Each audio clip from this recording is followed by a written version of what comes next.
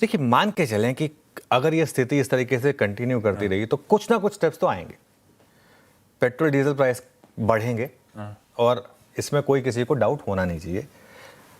लेकिन देखिए, पीएम मोदी के भाषण से डरने की ज़रूरत नहीं है। एक प्राइम मिनिस्टर का काम है as head of state, as a head of family, हमारे पेरेंट्स या जो भी हैं, एक अगर सिचुएशन ऐसी आती है तो वार्न करते हैं ना, तो वो वही कर रहे हैं प्राइम मिनिस्टर। इस समय देश में तेल की कीमत और सप्लाई दोनों को लेकर इशू है। मामला सिर्फ प्राइस का नहीं है। प्राइस पे चलिए 6 महीने का अगर प्रेशर हो, आप कैसे भी करके फिर भी कर सकते हैं। बात है सप्लाई की। यहाँ पर महंगा तेल भी अगर अवेलेबल हो तो चलिए, आपको अगर जाना ही है तो आप यूज़ कर सकते हैं, लेकिन अगर सप्लाई ही इशू हो तो जो बात वो कह रहे हैं वो ये कह रहे हैं कि हमें थोड़ी सी अपनी डिमांड कम करनी होगी। अगर डिमांड कम होगी तो हम अपने आप ऑलरेडी जो है वो कम सप्लाई में भी काम चला पाएंगे। ये ओवरऑल चीज़ है। सपोज करिए आप अपने 50 लीटर एक महीने में पेट्रोल यूज़ करते हैं।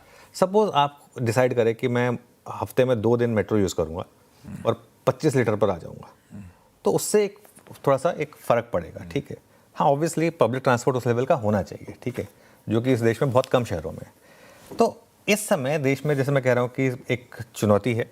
2007-8 में भी एक ऐसी अपील की गई थी ऑस्टेरिटी की, आपको याद होगा। तब गवर्नमेंट डिपार्टमेंट्स ने एक ऑस्टेरिटी अपनाई भी थी, सभी गवर्नमेंट डिपार्टमेंट्स ने। बाज़ार में जो बड़ी खरीदारी का मौका होता है ना आशीष, वो ऐसे ही आता है। मैंने अपने करियर में इस तरीके के, अब ये तीसरा मौका है। पहला था 2007-8 का ग्लोबल फाइनेंशियल क्राइसिस, जिसमें निफ्टी 58-60% गिरा था। दूसरा था कोविड टाइम 2020-21 का। अब इस बार हम इतना नहीं गिरे, हम ज़्यादा टाइम करेक्शन देख लिए इस बार।